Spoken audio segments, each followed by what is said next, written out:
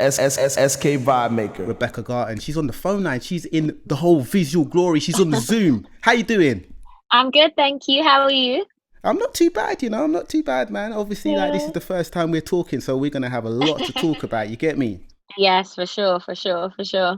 Now, I think like with you, there's a journey. There's a journey that like people need to understand that you came on the scene about 5-6 years ago. People Yeah. started to hear your name and stuff, and then it seemed like you kind of went quiet, or people didn't get the music that they expected that they was going to get when you made your mark in the game. Kind of break Yeah. down your musical journey so far.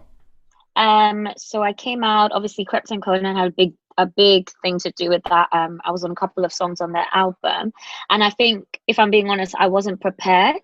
I think I just did a hook and I thought I didn't really know a lot about the industry. I just thought I'm gonna do this hook and then I can work on the music. Really what I should have done is worked on the music and then done the hooks. So I took that time to really get my project right. So obviously I finished my body of work and now I've obviously started to release more and more because my EP is done and everything now. Straight. You make it Yeah. sound so simple. No, it wasn't. It was very hard. So I mean, obviously, I take it that you didn't intend to take like sort of what people perceive as time out. No, I didn't. I mean, to be honest, even with the Krypton Conan song, the first song I did, which was I Don't Know, I actually wasn't meant to be on the song. It was meant to be Janae Aiko, but I just did the demo and they were sent the demo and they thought it was her already. And then that's when they were like, no, actually, she's from the UK. We'd love to keep her on it. And they put me on two other songs as well. So but everything happened by chance. It wasn't like I wasn't prepared. You was born in Ghana, and then you spent a lot of your formative years in Nigeria, Yeah, and then you yeah, moved to the UK. So yeah. like aside from you making that big move and being on Kreps and Conan's album, kind of break down like the total musical journey thus far. Was it always your intention to get into music?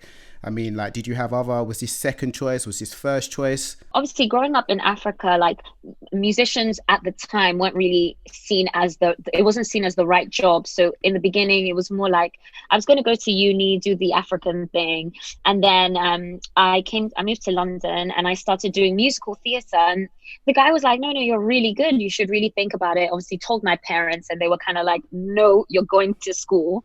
So I went to uni, but while I was in uni I would obviously go and record little covers, and that's when I thought, actually maybe I could do this. And my sister, who was the rebel of the family, decided to go and do it full time and do Afro beats. She blew up from it, and then my parents kind of saw that, you know what, actually you can make money from this. So then that's when I sort of started going into it and everything like that.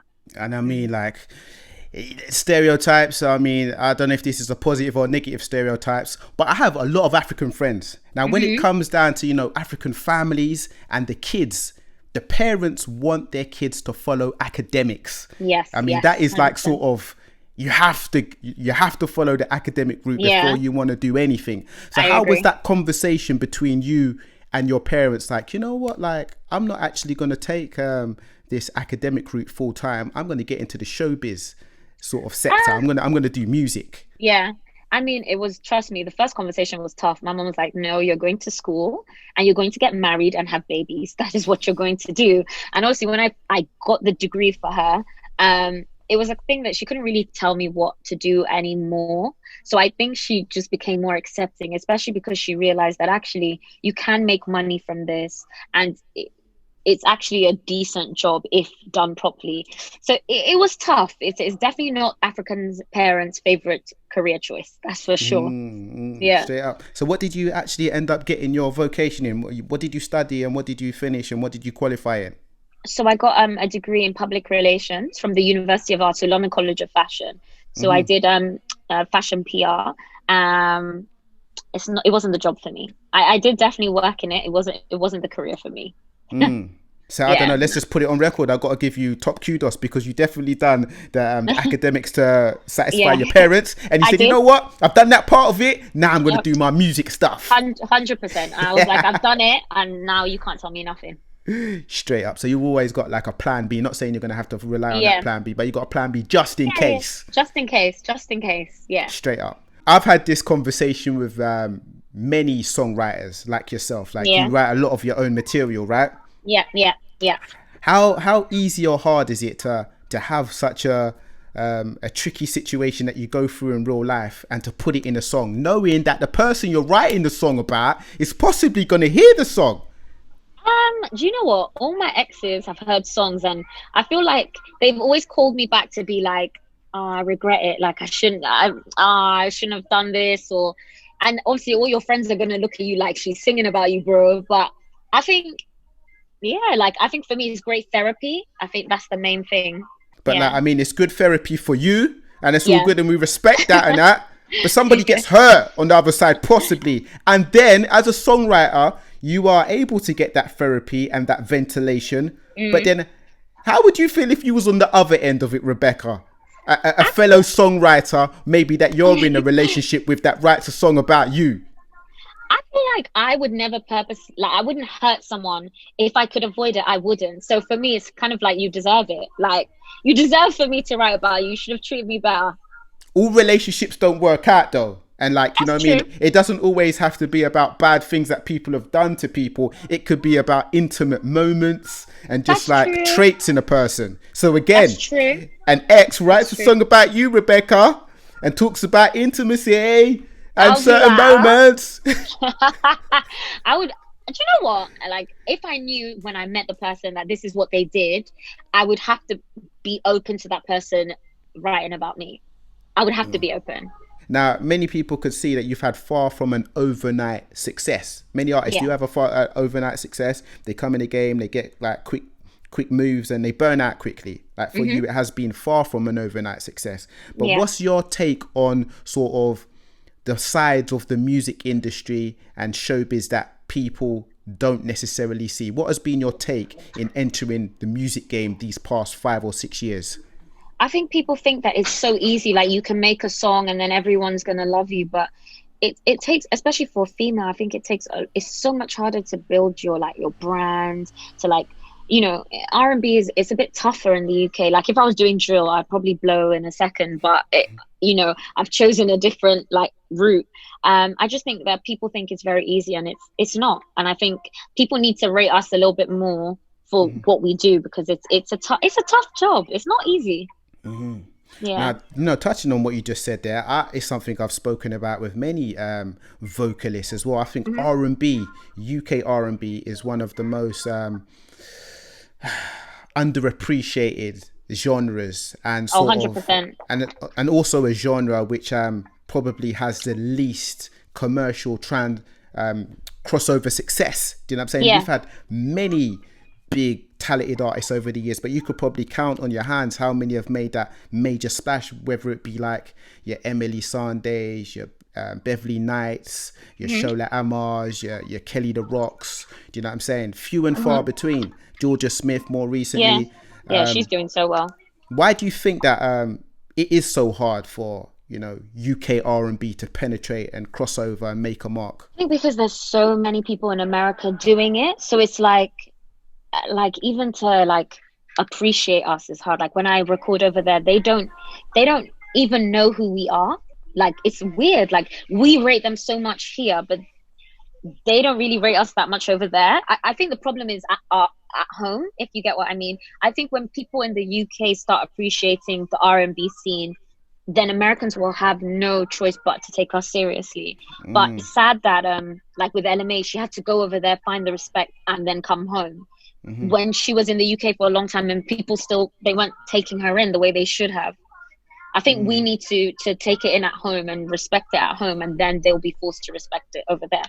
How important is that US recognition? I mean, does a UK R&B artist, a UK R&B artist need to have recognition from America? I think at the moment, yes, just because again, the R&B market is bigger over there. So we kind of need it. But I think again, if we start respecting it more at home, buying the music, bigging up the artists, like then we wouldn't need it that much, if you get what I mean. I think it's literally just down to that. I think we seek validation over there because we don't get it from here. Kind of talk to us about, you know, you was born in Ghana, and then you Yeah. lived in Nigeria for the first 17 years of your life. Mm-hmm. In the world at the moment, we are seeing the biggest race equality Mm-hmm. protests that we've ever Yeah. seen since the civil Yeah. rights movement in the 50s and 60s in America.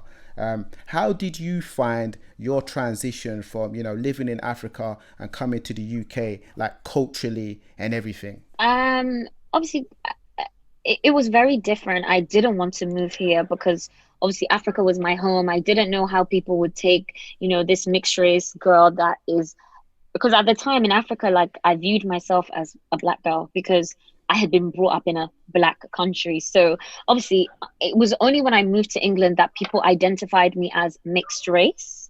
I mean, I had always been the light skinned girl, but I had never really been the mixed race girl. So it was very hard. Like, it felt like and it was weird because I felt like I didn't really belong to the blacks. I didn't really belong to the whites. So it was a very weird transition for me because it's like I felt like I didn't fit in when I first moved in. And obviously then I made some great friends who really didn't they just saw me as a black woman. They didn't really care how light or fair I was or whatever. So it was hard in the beginning. I definitely got a bit of it was a lot. It was a lot. With the race inequality being at the forefront because of the George Floyd killing and many killings Yeah. that we've seen recently, white privilege has been spoken about. I'm saying I've also discussed, which is a bit of a touchy subject as well, light skin privilege, which is somewhere in between, white privilege and the disadvantage that black people face. Have you experienced much light skin privilege during your step into the music and showbiz industry? Personally, I haven't. Like, I don't. If I'm being honest, I don't feel like most people actually never think I'm mixed. If I'm being honest, most people actually think I'm black but fair skin. I'm the one that actually points out that I'm mixed. But I mean, personally, I haven't. But I know it does happen. Like, I know if I probably was a darker skinned woman, I may not have been signed. So I haven't. It's never been said to my face, but I know that there's light skin privilege. I know my skin color helps me get into certain doors, and I think it's wrong. Crazy. Yeah. Now, you're an artist who definitely handles a lot of the songwriting responsibilities of your own material. Is it 100% or do you share some of it?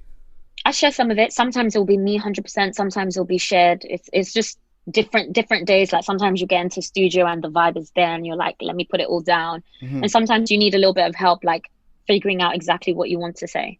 Now, as a songwriter who handles the majority of the songwriting responsibilities, how did you cultivate and sharpen your songwriting pen? Because it's a bit of a sort of underrated art form, writing songs. Like, I think I'm still doing that now, but I think the best thing is practice. I think like one of my friends told me that if you write a song every day, for a year, you'll become amazing, you'll become great. And literally that's what I tried to do. So for me, it started with poetry, and then it started with even just putting down how I felt in situations. So like you go for a breakup, you just write how you feel, and you find that certain words will stick out, and you'll find that the words are there even without you thinking, if you get what I mean. Now, after all these years, we're definitely happy that we're getting the debut project, the debut EP, Take Me Home EP, which is upon us. Yes. I mean, I've had the pleasure of listening to the EP. Oh, wow. I mean, strong piece of work, you know what I'm saying? And one of the striking features on there is that you have Jeremiah on the project as well. Everybody doesn't get to collaborate with Jeremiah. How did that happen? How was it working with Jeremiah? It was amazing. It was actually, again, I keep saying this luck because it's very real. It was literally a thing where we were like, we'd love to get an American on it, like another R&B guy. And it was sent to his camp, and immediately he was like, yeah, I want to jump on this. And he just jumped on it. It was literally, it was luck. It was luck. Yeah. I mean, if you got that kind of luck happening so early on in your career, man, the sky's the limit. You get me? The sky's the limit. Yeah, for real. So what do people need to know about the EP then? Obviously it's called Take Me Home. It'll be coming out in October. It's very special to me because obviously there is a song called Take Me Home on there, and it's dedicated to like my dad who passed away, and it's literally just about like, for me, Take Me Home was just like everything in our life to me is home. So my family is home. I think people think home is a house, but for me, home is is the people that you love. And I think that was what this project was about. It was about heartbreak, people that I thought were home and that weren't home, and then the home of my family, home of Africa, things like that. Yeah. All Me is the lead single of the project, featuring Louis Ray of Western. Such a great collaboration, man. Do you know what I'm saying? Talk to us about the making of this song. Funny enough, I was just in the studio and we were vibing, and we thought, it'd be sick to do an old school, have like a little sample in there, like an old school vibe that people recognize. So we just came up with the concept, and then we were thinking of features, and then obviously Louis has this tone that's just, his tone is mad. So we were just like, nah, we have to send it to him. And immediately he jumped on it. We didn't even ask him. He jumped on it, sent it back to us, and we were like, oh, he's already done the verse. And that was it. Yeah, it was good. If only everything was so easy, huh? No, I don't even know. But luckily, this project hasn't been, it's literally like God has put everything in place. SK Vibe Maker.